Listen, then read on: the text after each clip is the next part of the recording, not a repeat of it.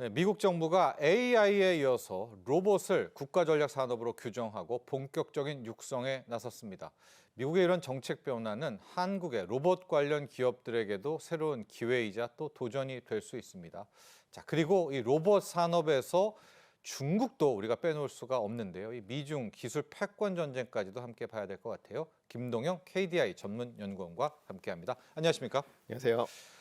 원래 시작하려면은 정부 시작할 때 보통 아젠다를 찍잖아요. 그렇죠. 트럼프 정부가 AI를 찍고 열심히 하다가 바로 지난주였습니다, 박사님. 로봇을 갑자기 느닷없이 끌고 와서 왜지? 왜 저희가 뭐지? 이런 식이 나섰거든요. 트럼프 행정부와 로봇 산업 갑작스럽게 좀 나온 것도 같은데 왜 이렇게 또 갑작스럽게 로봇을 이야기했을까요? 그 배경 좀 볼 수 있을까요? 예, 그 배경을 보면 이제 갑작스럽다라고 보기 어려운 면도 있는데요. 예.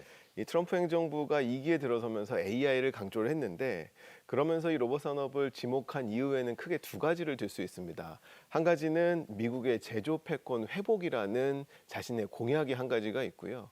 그리고 대중국 견제라는 숙제, 이 두 가지 축으로 배경을 설명할 수가 있습니다. 조금 더 뜯어서 설명을 해보면요. 네. 첫 번째는 이 제조업 리쇼어링의 완성을 위해서는 반드시 로봇 산업이 필요합니다.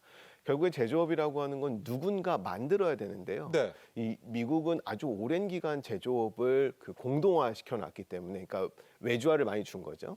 이제는 제조 인력들은 굉장히 고임금이고요. 그마저도 구할 수 없는 상황입니다. 네. 예. 그러다 보니까 이제 로봇의 필요성이 제조업의 리쇼어링을 위해서는 굉장히 중요한 상황이 된 거고. 그런데 이렇게 중요한 로봇인데 만드는 나라가 중국밖에 없습니다. 중국이 모든 로봇들을 제공을 하고 있는 상황이어서 압도적 점유율을 가지고 있다 보니까 이 공급망이 사실상 안보의 이슈로 커진 겁니다. 네. 그래서 로봇 산업을 키울 수밖에 없는 압력에 직면을 한 거고요.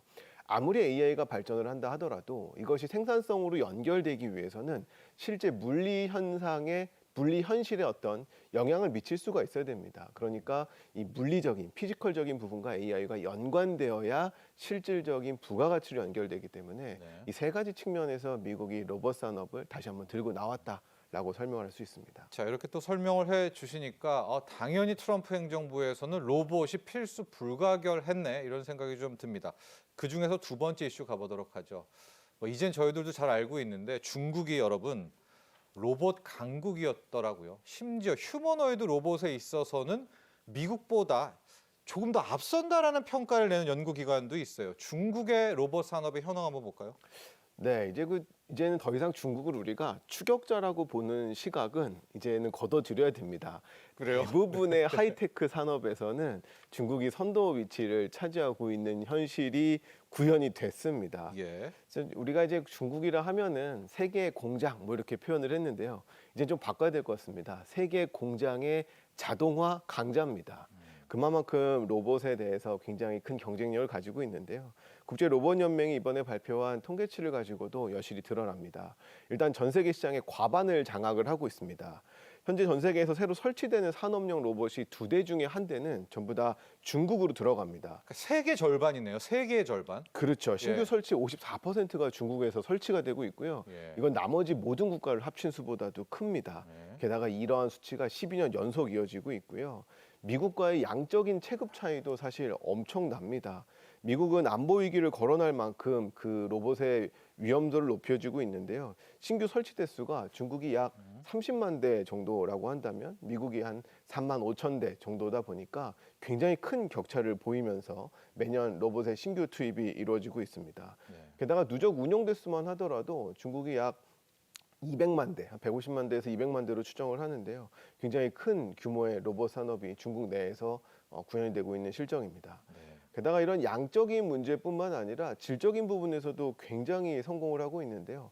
이런 기술 자립도 문제에서 중국은 거의 80% 이상 국산화를 완성을 했고 아까 수직 계열화가 된 거예요. 그렇죠. 내부에. 게다가 서비스 및 휴머노이드 분야에서도 로봇 분야 약진을 하고 있기 때문에 중국 로봇 산업은 단연 이 지구에서 지금 1등이다라고 말할 수 있는 수준입니다. 앞서 지나간 표 중에서 휴머노이드 로봇 쪽도 미국을 중국이 앞섰습니다. 휴머노이드 로봇이 정말 로봇의 끝판왕이다 이렇게 볼 수가 있을 것 같은데 테슬라도 옵티머스를 투입한다고 하고요, 공장에. 우리나라도 있습니다, 여러분. 현대차가 아틀라스를 이제 미국 공장에 투입을 합니다. 그런데 중국은 이미 휴머노이드 로봇들을 공장에 투입하고 돌아가고 있다라는 이것도 우리가 한 발 늦었네요. 아, 맞습니다. 사실 우리가 늦은 게 아니라요. 그들이 빠른 빠르다고 건가요, 중국이? 볼 정도로 많이 앞서 있습니다. 이 휴머노이드가 설명해 주신 것처럼 이 피지컬 AI의 끝판왕이다라고 얘기할 수 있는데 이제 앞서 자막에 나온 것처럼 중국의 몇 가지 휴머노이드 기업들이 있습니다. 에지봇이라든지 유니트리나 유비테크와 같은 기업들이 약진을 하고 있는데 중요한 건 이들이 실제 물리 공장 현장에 투입되고 있다는 겁니다. 네. 특히 전기차 1위 분야인 BYD 같은 경우는 이미 로봇을 투입을 해서 만들고 있고요. 뭐 지리자동차라든지 중국에 있는 폭스바겐 공장에서도 이러한 휴머노이드 로봇들이 가동을 하고 있습니다.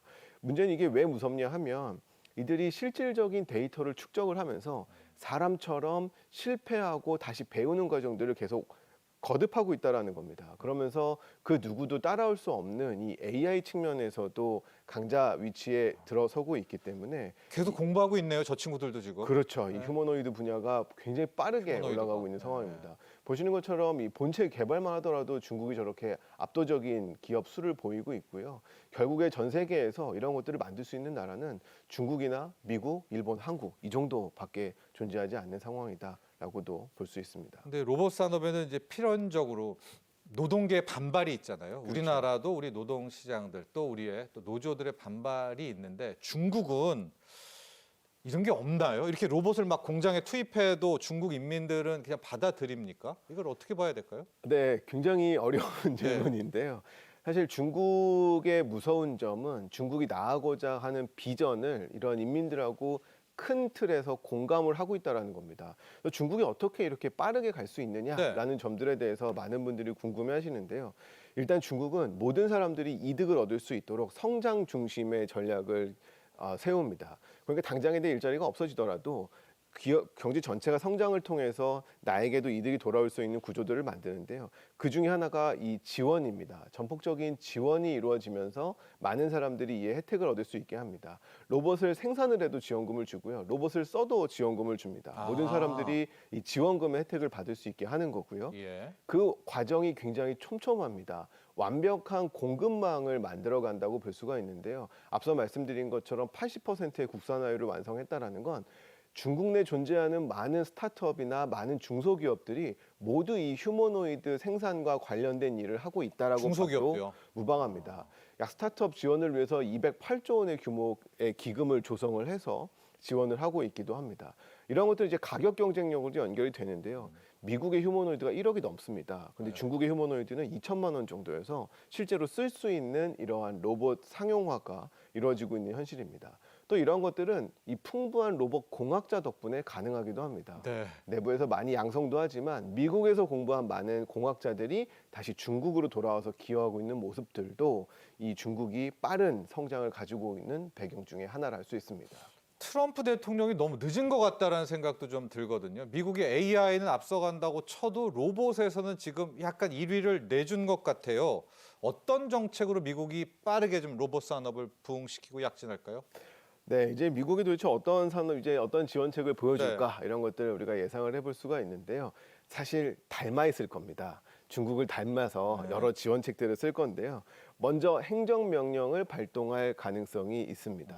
그러니까 어떤 지원을 하기 위해서는 근거가 있어야 될 테니까 법을 기다리기보다 이 행정명령을 통해서 패스트트랙 방식으로 규제를 완화하고 지원을 할 가능성이 높고요. 또 하나 예상해 볼 수 있는 것들은 로봇세가 아니라 로봇 감세를 할 가능성이 높습니다. 예. 우리가 일반적으로 로봇이 도입되면 일자리가 잃기 때문에 로봇에 세금을 부과할 거라는 생각을 하지만 그보다는 지능을 하기 위해서 로봇 감세를 할 가능성들이 높고요. 국산화 지원도 할 가능성들이 굉장히 높습니다. 중국 부품이 아니라 미국이나 미국의 친구인 한국이나 일본 부품들을 쓰는 기업들에게 어떤 그 지원금을 네. 줄 가능성들이 굉장히 거의 높은 중국이랑 거죠. 똑같이 가네요. 그렇죠. 지금 네. 나오고 있는 것처럼 이 미국과 중국의 경쟁력을 비교해 볼 때에도 어느 부분의 지원과 어떤 지능이 필요한지를 우리가 여실히 살펴볼 수가 있습니다. 그래서 뭐 AI 분야에서는 굉장히 미국이 앞서고 있고요. 네. 하드웨어 분야에서는 중국이 앞서고 있기 때문에 양국은 자국이 약한 부분을 크로스해서 네. 같은 정책을 시행할 가능성이 굉장히 높다라고 판단할 수 있습니다. 네, 로봇이 왜 끝판왕이냐면요. 저 피지컬 AI가 그 두뇌가 AI잖아요. 그렇죠. 그게 끝판왕이고 기술력의 끝판왕은 뭐 로봇 손 그야말로 총화가 될 수밖에는 없는데 이걸 놓고 보니까 일론 머스크의 테슬라가 트럼프 대통령 행정부에게는 정말 든든한 우군이 될 수밖에 없겠다. 트럼프도 함부로 이 일론 머스크를 내칠 수가 없겠다라고 드는 생각이 이 옵티머스, 테슬라의 옵티머스가 없으면은 미국이 한참 뒤처질 것 같거든요. 이번에 손정희 회장 뭐 투자도 그렇고 겸사겸사 일론 머스크의 위성은 더 커질 수밖에 없겠습니다. 맞습니다. 지금 언급해 주신 것처럼요. 이 테슬라의 존재라고 하는 건 네. 어떤 혁신적인 무언가를 하고 있다라는 것뿐만이 아니라요.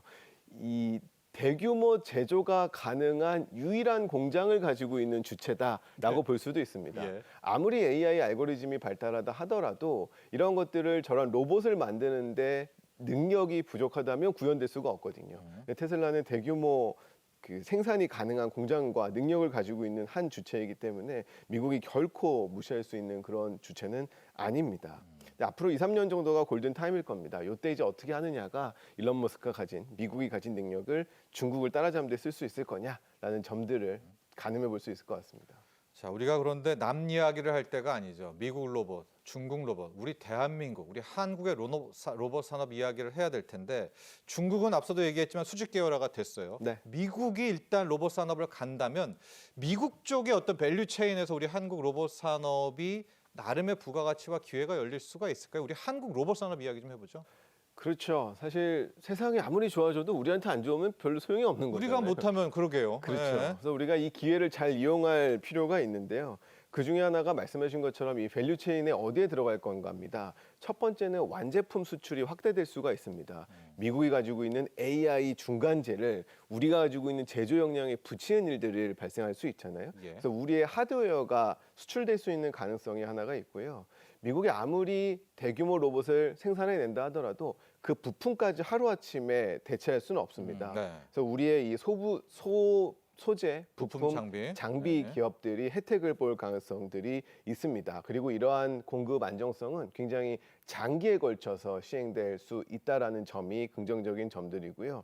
무엇보다 합종 연행이 가능해질 겁니다. 그래서 미국과 우리나라 그리고 미국과 우리나라, 일본 이렇게까지 다각도의 연합이 이루어질 수 있다라는 측면에서 우리가 새로운 기회를 찾을 수 있다라는 점들 생각을 꼭 해봐야 되는 부분입니다. 네.